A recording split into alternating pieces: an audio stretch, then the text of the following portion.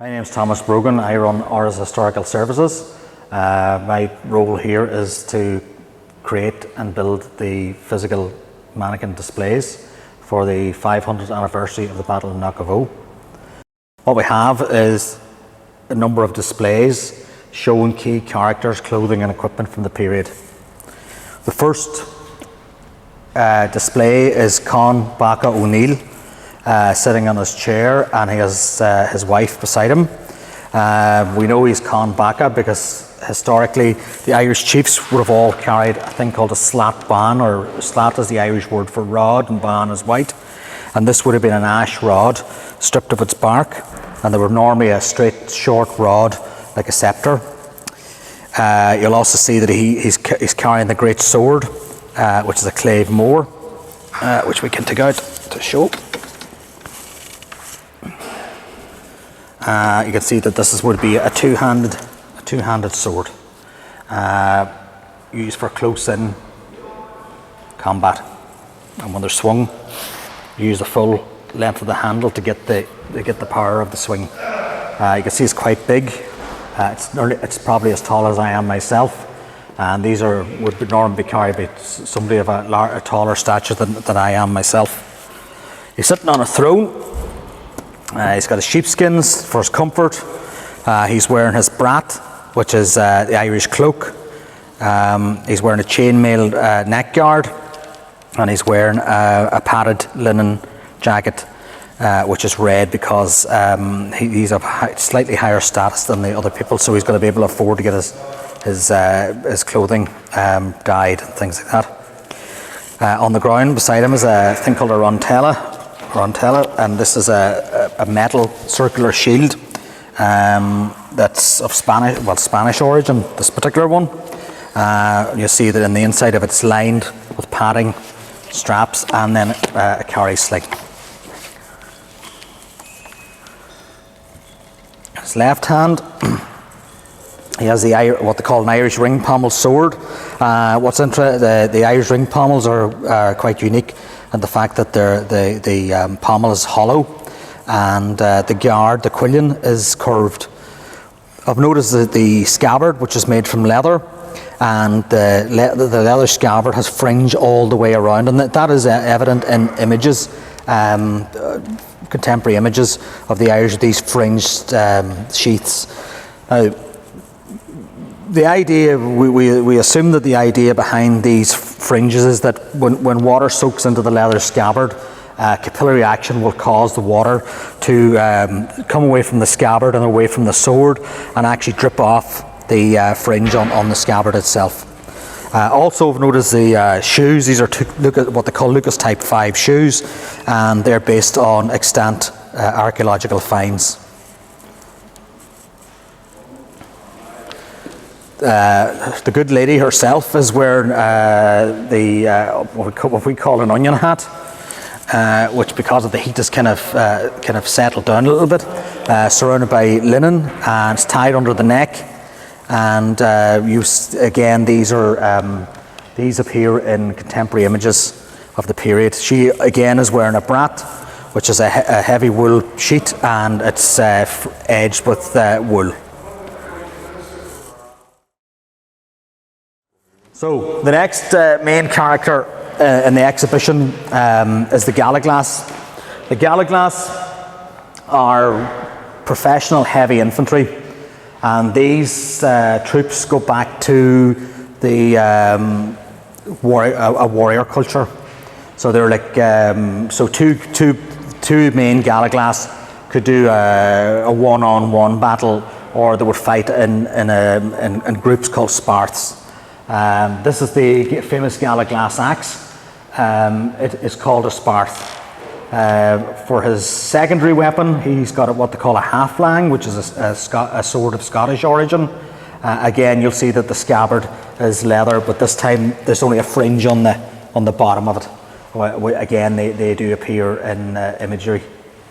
He carries his sidearm, which is a dagger, and he has a belt purse, which is what he would carry his money in, or his anything would have that's of value. Also, he has his beads, his rosary beads, tucked into his accaton, which is the padded jacket.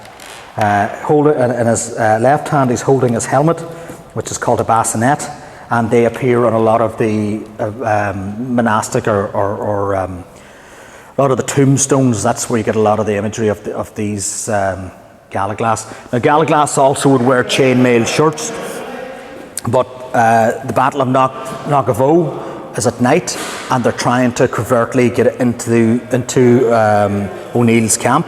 So they're not going to be wearing chainmail, because if you imagine 400 or 500 or 600 men moving through rough ground with chainmail and they're close together, they're going to make noise. So it's more than likely that they would have ditched their chainmail and they would have stuck with the accatons with the soft armour. Again, he's wearing a brat. More than likely, when they'll be moving into battle, into hand-to-hand fighting, they would have dumped the brat because it would just get in their way. You'll notice also that he's actually bald rather than got hair, and this would be, even modern armies, short hair is just easier to keep, and he would have worn maybe a wool hat or something underneath his helmet for padding. But there's no hard, fast rules on hairstyles or beards, we think at the time. So what we have here is a mannequin of a cairn. So cairn is Ketcha Cairna. They're basically household troops. This is the normal military class of soldier. Generally fight. They're lightly armed skirmishers. And what is on this cairn or represented on this cairn is a kind of the generic look that you would see in a lot of the images. In his right hand, you'll see that he's carrying a short Irish fighting knife called a skin, and this is another one. This is what they look like, and these are for fast, quick fighting. And a lot of these are made from broken swords. They're basically recycled, but like the English bollock knife, they're like a utility knife that most people would carry for day-to-day activity. We were cutting branches or whatever, and or cutting throats. It's basically a utility knife. In his left hand, or his left arm, he's holding a thing called a ski, which is a shield. It's a targe. This is a wooden shield covered with the leather, and the word ski is the root word of the word scihan, which is the Irish for arm. So it's like a wing protection or flank protection. In his hand, then he's holding 5 darts or Gallowglass, and these are light darts that would be thrown from a distance as you're running in to attack your enemy. You throw your darts, you'd run in with your skin and your targe, and then you could attack in close. His clothing, although to the modern eye looks a little bit odd, is very, very functional. This is a thing called an unner. Unner is the Irish word for doublet, and these are a short, loose doublet with open sleeves. Underneath the unner, he's wearing a léine, and a léine is the Irish word for shirt. They're often referred to as léine crook or crocus shirts because of their colour, but a lot of the time they were dyed with saffron, and there is a big trade in saffron in Ireland in the period. The shirt is extremely large. It would extend down to the ankles, like a large nightshirt. But if you're running and if you're in battle or you're walking around, what they would do is they would tie the shirt up with a belt called a kriss, which is a woven belt. Unlike the Gallowglass, this particular gentleman has long hair. You'll notice that the hair comes down over the face. This is called a glib. Some of them would have had a hairstyle where they would only have had a fringe in the front, like the image in the corner. And like my age group, when we were younger with long hair, your granny would be saying to you, take that glib out of your face. Well, that's what the glib is, and they were kind of frowned on. Glibs in Irish society after this period, because they were made illegal by the English to have a glib. The Macs and the O's had to be taken out of the names. Men had to shave their moustaches and beards and had to cut their hair short. And that was the way that, because the English complained that these cairn would come in and they would steal your cattle, but you couldn't identify them because they had a moustache and a beard and they had a long glib covering their face. And then when you go to find who these bandits were, you couldn't identify them because of the glib, so that made them cut their hair. So he's also wearing woolen trews or trousers, and he's wearing light leather shoes. Again, these are like based, the Irish dancing shoe today is based on these kind of what people refer to as pampooties.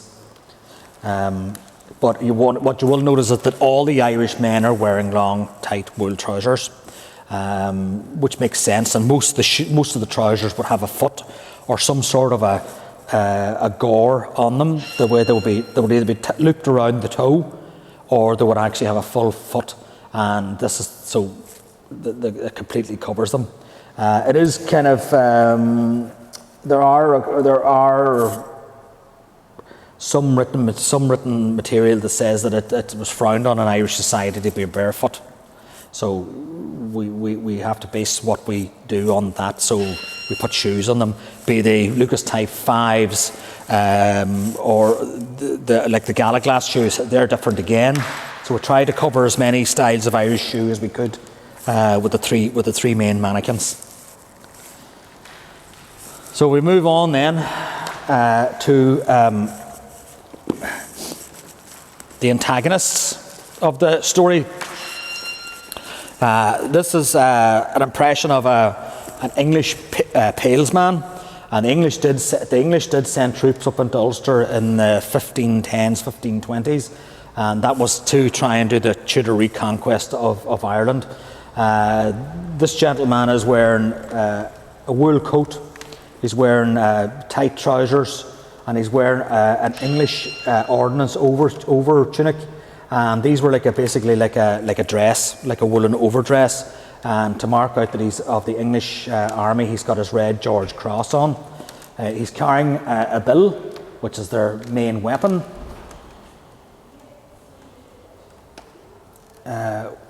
And he's wearing, for some protection, he's wearing a skull helmet, and this is covered by a wool hat to make himself fashionable looking for the period. On his front, again, he's carrying his money around, or whatever possessions or money or wealth he has around in his purse, and in the back of that is a thing called a bollock knife.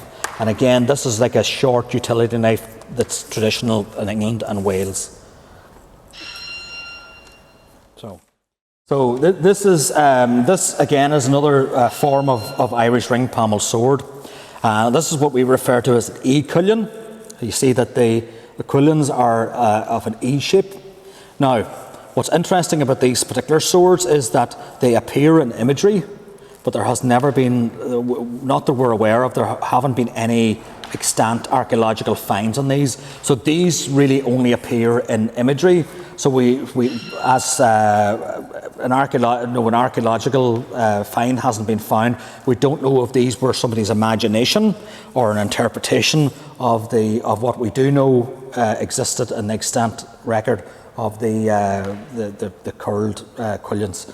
So these are, again, they're quite a short sword, but we have these simply to show as a representation of what appears in images like Dahir and people like that in Germany. This is another form of Gallowglass axe. Now you'll notice that if we compare the two axes, one has a straight cutting edge and one has a curved cutting edge.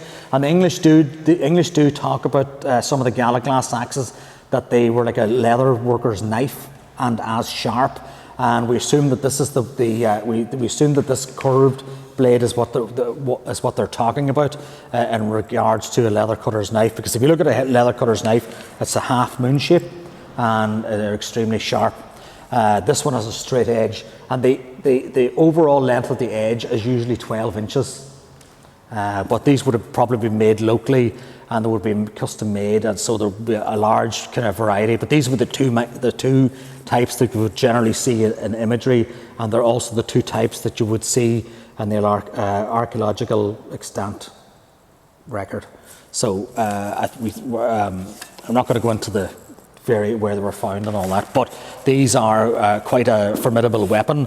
If we consider that Gallowglass are normally chosen for their physicality, their physical size, there are people that say that they had to be over 6 feet tall, so that would automatically limit the amount of Gallowglass you can have. But I mean, if you imagine some guy, for example, that's 6'6" and he's carrying one of these, you imagine the reach that he has alone. You know, the sparth of the axe itself is the height of the man swinging it. So I mean, he's going to have a serious reach. Like, you know, you imagine, like I'm not tall, but I mean, if I was coming in with this axe, like I'm going to get out to about 8 feet. Whereas if you're using a sword, you have to get right in close to the man. So this is just another version of the axe. So it's important, the physical display or the mannequins are there simply to give people a tangible, visual idea of what these people look like, our ancestors. And you can imagine, and then in conjunction with the paintings, you know, you see massed troops, bodies of troops, all these quite large men, axes and swords. It must have been formidable to face these guys and to be attacked, surprise attacked at night with these gentlemen coming into your camp while you're sleeping. You wouldn't have had much of a chance to defend yourself. So that's all I have for you on it. If you want to find out a little bit more, you can contact us by email on oirashs@yahoo.ie, and you can go to the Facebook, and we have a Facebook page for the later period of Irish warfare, which is Tertiary Irlandais, O'Neill and O'Donnell regiments. We have that Facebook page. That's a public page where you're welcome to come on, and that looks at the Irish military diaspora in Spanish service from 1586 up to 1648, and that talks about all of that, the Spanish Armada and all of those things. Thank you.